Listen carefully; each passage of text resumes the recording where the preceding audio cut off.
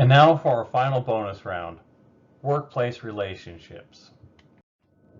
We want to talk about the nature of workplace relationships, the culture that impacts workplace relationships, networks, technology, hierarchy at work, communication, and bad environments.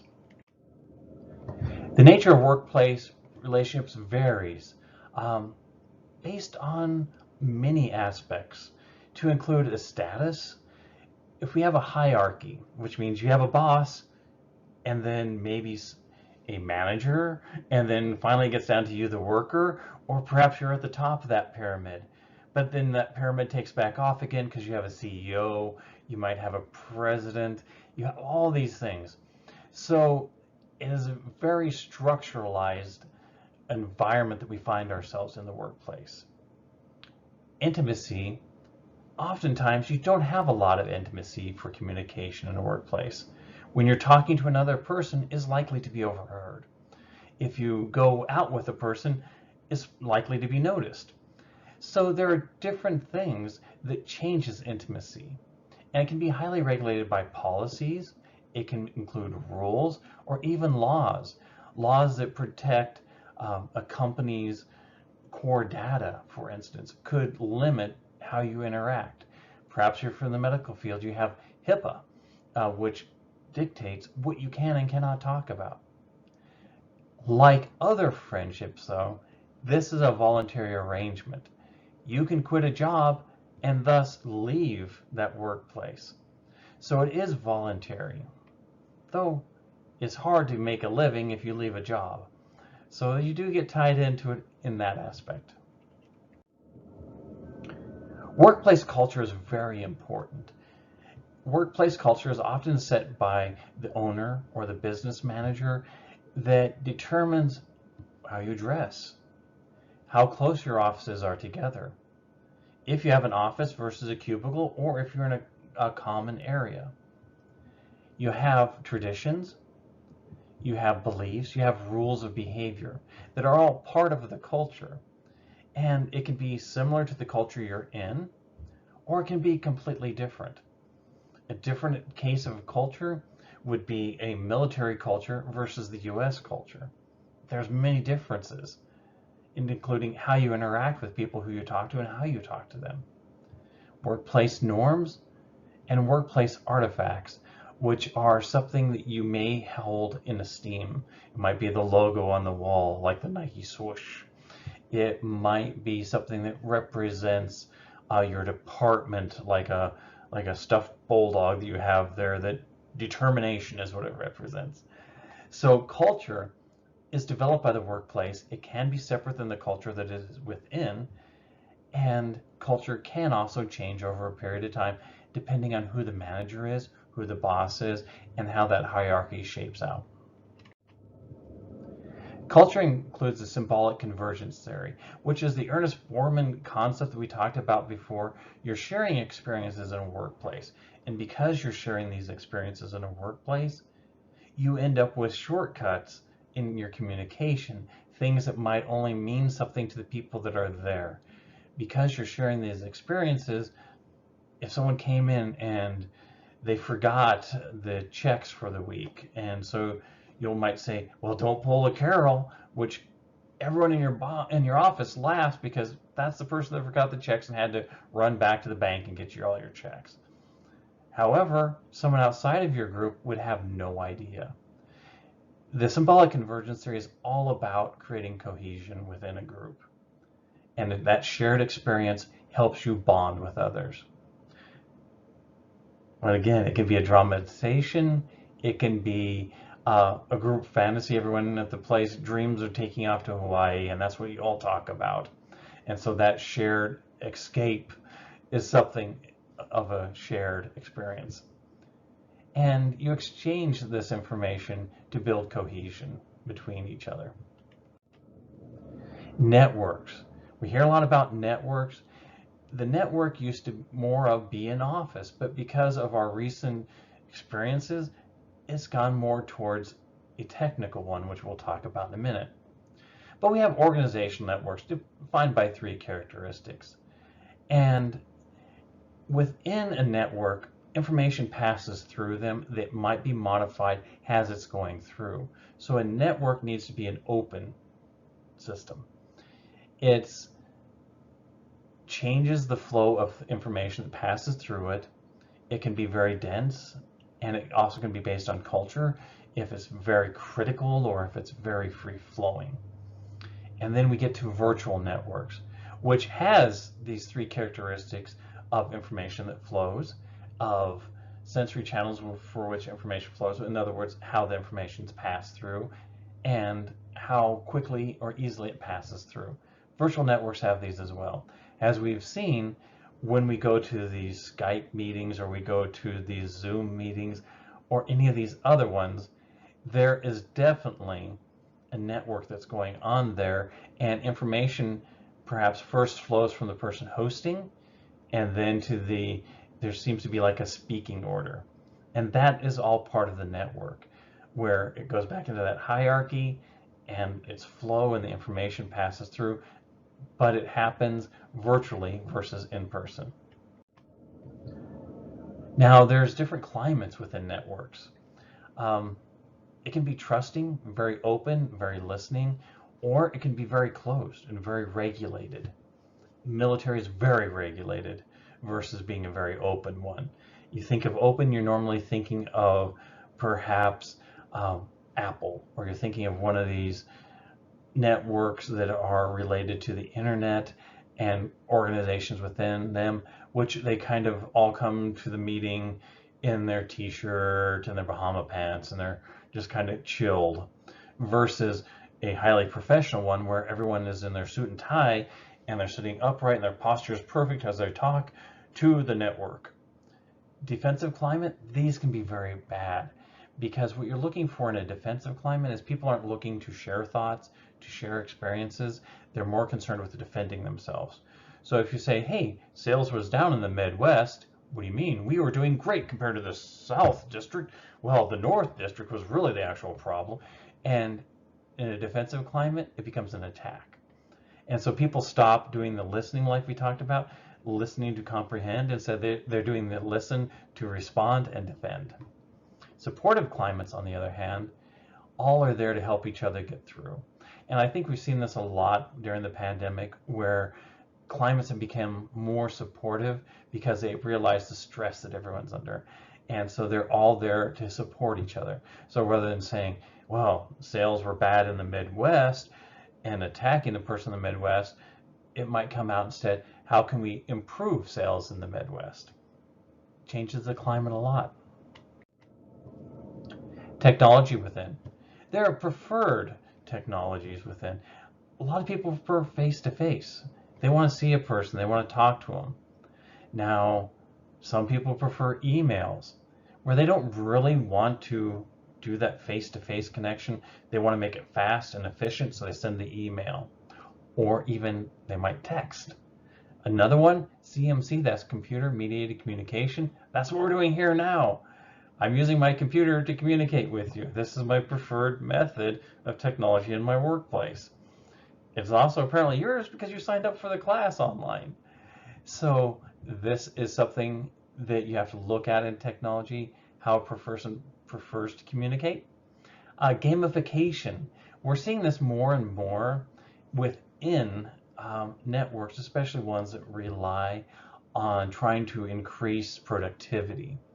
Gamification is the one where, okay, if you watch these 5 training videos that we have this month, you're going to get 30 corporate bucks. And you can spend those corporate bucks on any type of swag, from t-shirts to baseball caps to a pin set.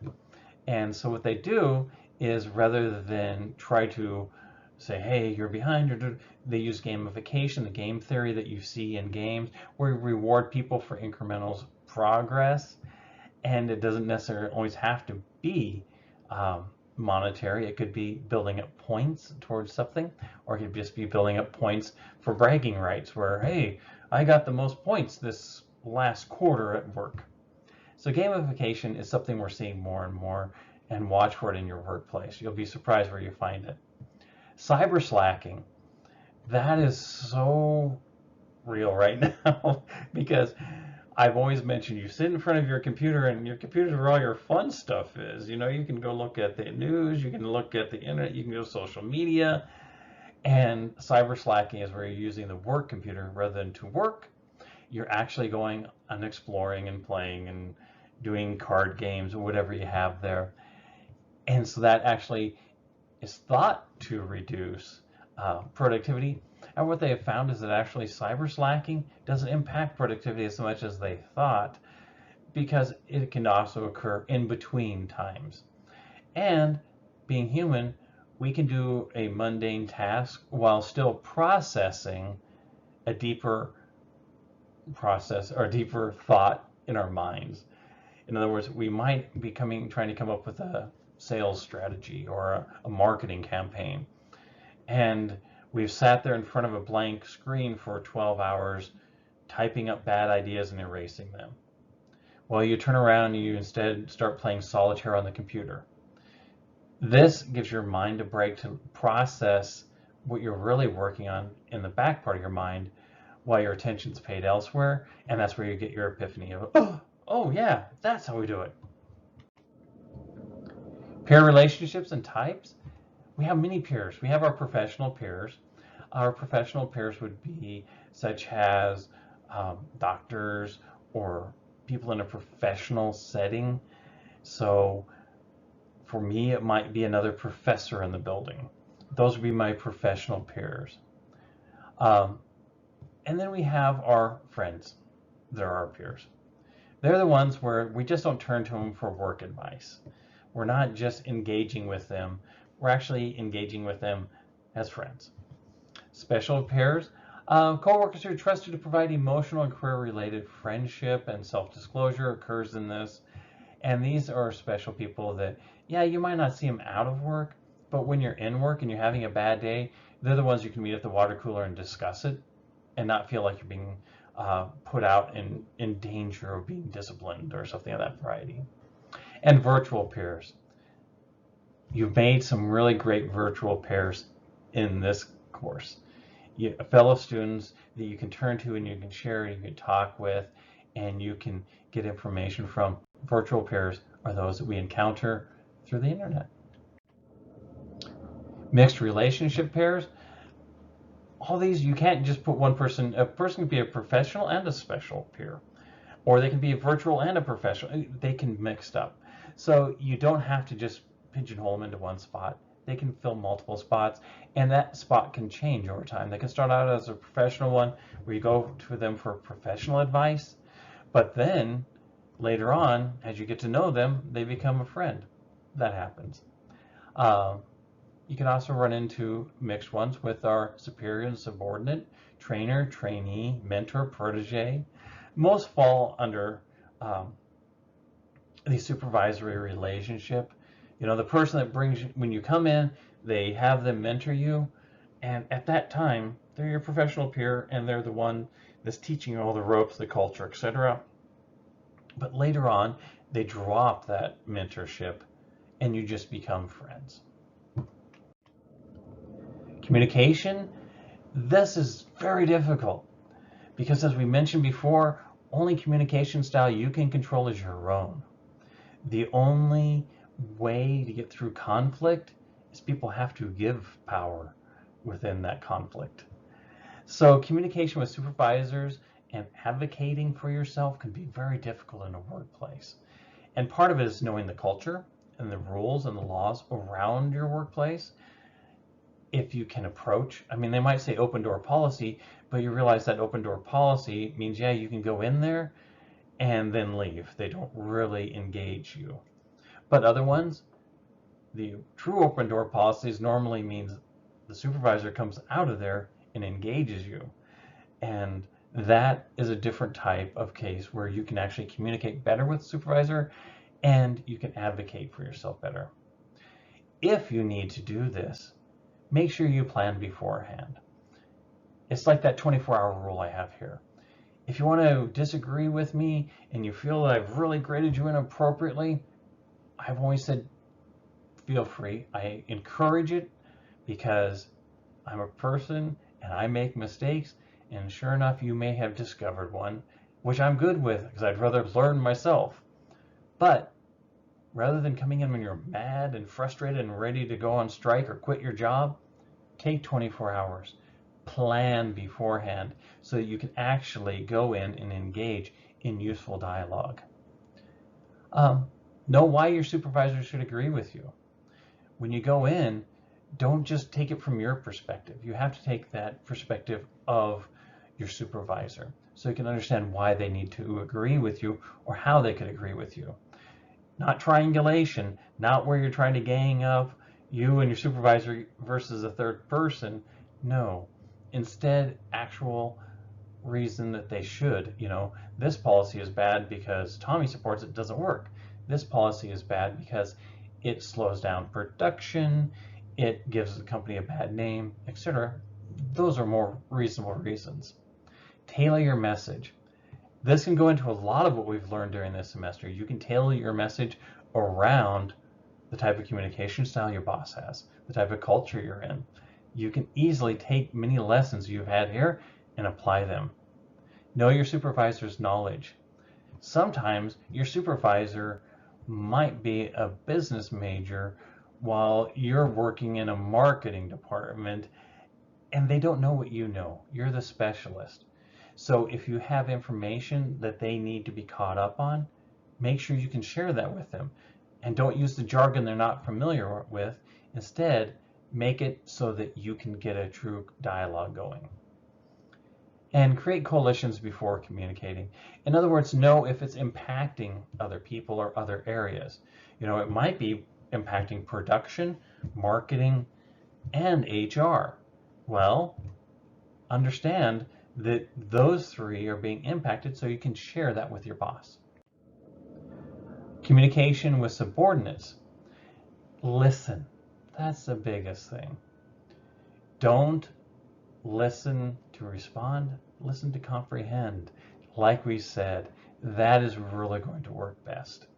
Framing communication to improve, not hurt communication. That's using the language such as, I feel you haven't been as productive as you could be versus you're not productive. Or I feel you can improve this versus you're doing bad. Watch the type of communication you're using and use it from your perspective. Don't make the subordinate a bad person. Be aware of feelings. Jobs impact every aspect of the person's life, their family, their home, their car, their bills, everything. So if you're threatening their job, you're also emotionally causing stress for them, and many feelings can come out. And only share relevant information. Don't triangulate like we talked about earlier, but share information that helps them. So have a goal of improvement. Same as if you're a subordinate going in to talk to the boss. If you're a boss talking to a subordinate, realize that you have to take perspective taking. Learn to compliment and criticize. Some of the best bosses you ever have, you leave the room and you realize, wait, I was just chewed out, but I'm really, really good. I don't feel bad about myself. It's because they were able to share the information in a manner that wasn't hurting your feelings, and they got something across to you and made you want to improve rather than want to quit. And so that includes being authentic, being professional, be concise, and know how the employee prefers to be recognized. This is important if you're complimenting a person and they're very much an introvert.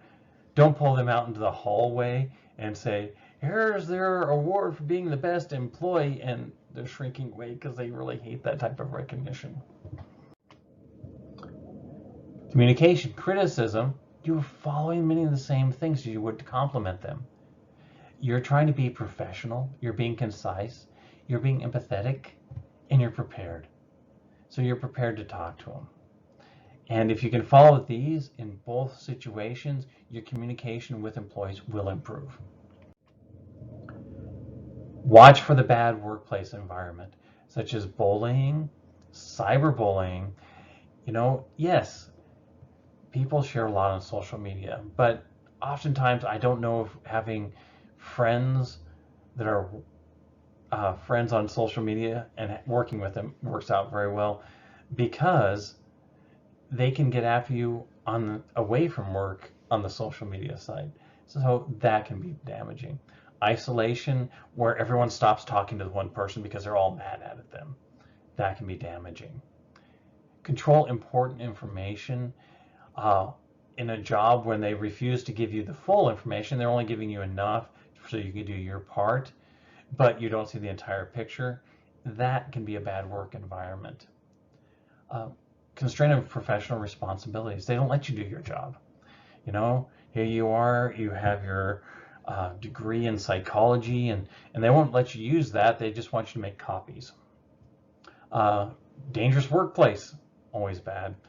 You know, if you're concerned about your safety, that is a bad work environment. Verbal abuse, it's always belittling you, uh, taking you down, gaslighting you, those type of things can be really damaging in a working place, as well as the destructive of their professional reputation. You know, where, oh, they've labeled you as a bad worker, and so when you go look for the next job, you're labeled, and they've really torn down your reputation. So what we talked about was the nature of workplace relationships, culture, networks, technology, hierarchy at work, communication, and bad environments. For this section, just post a story about work and about communication there, maybe the best boss you ever have and what their traits were, or that horrible boss you had and what their traits were. I'll see you on the discussion boards.